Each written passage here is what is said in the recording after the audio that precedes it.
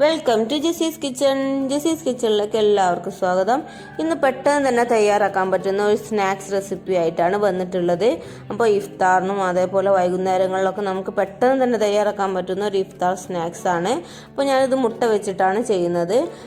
അപ്പോൾ 4 കോഴിമുട്ട ഞാൻ ബോയിൽ ചെയ്ത് എടുത്തിട്ടുണ്ട്. അപ്പോൾ ഇതൊന്ന് കട്ട് ചെയ്തെടുക്കണം. ഇതിങ്ങനെ കട്ട് ചെയ്തെടുത്തതിന് ശേഷം ഇതിൻ്റെ ഒരു യെല്ലോ പോർഷൻ ഒന്ന് മാറ്റണം. ഇനി ഇതൊന്ന് നമുക്ക് വേറൊരു ബൗളിലേക്ക് മാറ്റി വെക്കാം. ഈ യെല്ലോ പോർഷൻ മാത്രം ഒന്ന് വേറെ ബൗളിലേക്ക് മാറ്റാം. ഇനി ഈ യെല്ലോ ഒന്ന് സ്പൂൺ വെച്ചൊന്ന് ഉടച്ചെടുക്കാം.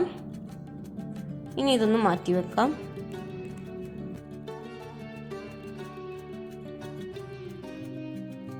ഇനി ഒരു പാൻ ചൂടാക്കി അതിലേക്ക് 2 ടീസ്പൂൺ വെളിച്ചെണ്ണയോ ഓയിലോ എന്തെങ്കിലും ഒഴിച്ചു കൊടുക്കാം.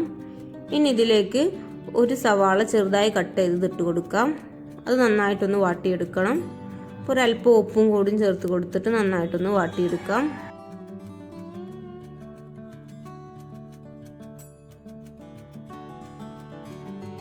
ഇനി ഇതിലേക്ക് 1/4 ടീസ്പൂൺ മഞ്ഞൾപ്പൊടി ചേർത്ത് കൊടുക്കാം. 1/2 ടീസ്പൂൺ മുളക് പൊടി ചേർത്ത് കൊടുക്കാം.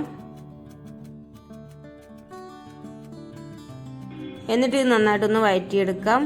അപ്പോൾ പൊടികളുടെ പച്ചമണമൊക്കെ മാറുന്നവരെ ഒന്ന് മൂപ്പിച്ചെടുക്കാം. ഇനി ഇതിലേക്ക് 1/4 ടീസ്പൂൺ ഗരം മസാലയും കൂടിയും ചേർത്ത് കൊടുത്ത് നന്നായിട്ടൊന്ന് വഴറ്റിയെടുക്കാം.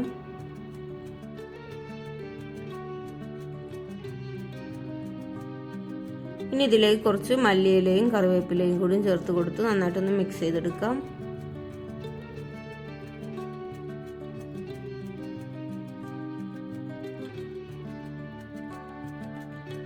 ഇനി നമ്മൾ മാറ്റി വെച്ചിട്ടുള്ള എഗ്ഗിൻ്റെ യെല്ലോ പോർഷൻ ഒന്ന് ഇതിലേക്ക് ഇട്ട് കൊടുക്കാം. ഒന്നൊരു സ്പൂൺ വെച്ച് ഉടച്ചതിന് ശേഷം ഇതിലേക്ക് ചേർത്ത് കൊടുക്കാം.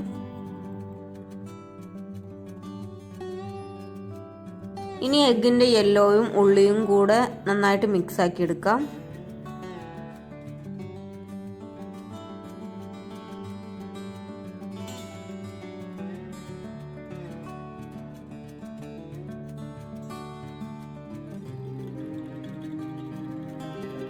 അപ്പം നമ്മുടെ ഫില്ലിങ് റെഡി ആയിട്ടുണ്ട്. നമുക്കിതിന് മാറ്റി വെക്കാം.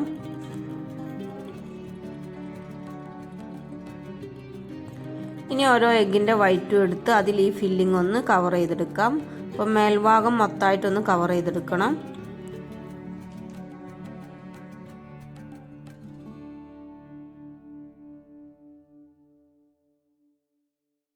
അപ്പോൾ ഇതേപോലെയാണ് കേട്ടോ ചെയ്തെടുക്കേണ്ടത്. അപ്പോൾ എല്ലാ പീസും എടുത്തിട്ട് ഇതേപോലെ ഒന്ന് ചെയ്യാം.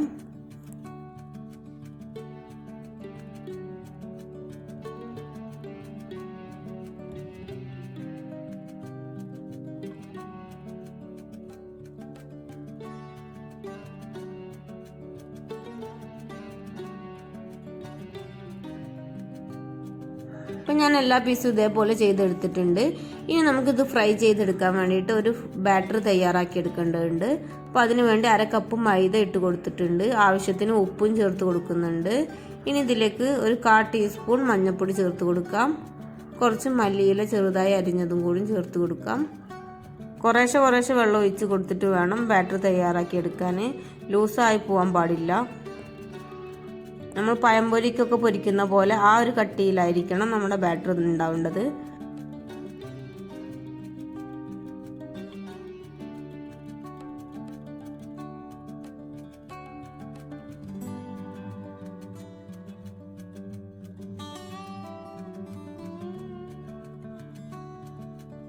ഈ ഒരു തിക്നെസ്സിലാണ് നമ്മുടെ ബാറ്റർ ഉണ്ടാവേണ്ടത്. അപ്പോൾ അത്യാവശ്യം കട്ടിയിൽ തന്നെയാണ് ബാറ്റർ ഉള്ളത്. ഇനി നമ്മൾ ഉണ്ടാക്കി വെച്ചിട്ടുള്ള ഓരോ കോഴിമുട്ടയും ഇതിൽ മുക്കിയിട്ട് നമുക്ക് ഫ്രൈ ചെയ്യാനിടാം. ഇനി എണ്ണ നന്നായി ചൂടായ ശേഷം നമുക്ക് ഓരോന്നായിട്ട് ഇതിലേക്ക് ഇട്ട് കൊടുക്കാം. ഒരു സ്പൂൺ വെച്ചിട്ട് ഇതേപോലെ ഒന്ന് ഇട്ട് കൊടുക്കാം.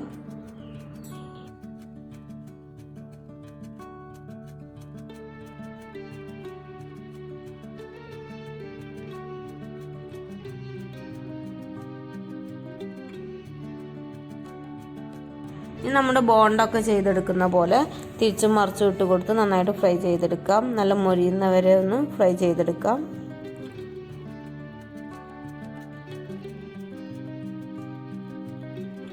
തിരിച്ചിട്ട് കൊടുത്തു കഴിഞ്ഞാൽ ഇത് ഒട്ടിക്കിടക്കുന്നതൊക്കെ ഒന്ന് വിടിയിപ്പിച്ചെടുക്കാം. എന്നിട്ട് ഒന്ന് തിരിച്ചും മറിച്ചും ഇട്ട് കൊടുത്ത് നല്ല മൊരിയിപ്പിച്ചെടുക്കണം.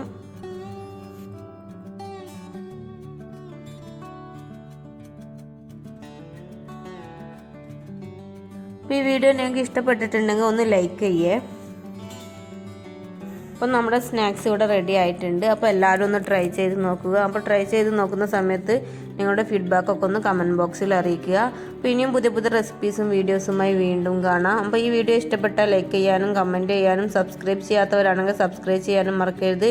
ഇനിയും പുതിയൊരു വീഡിയോയുമായി വീണ്ടും കാണാം. Thanks for watching.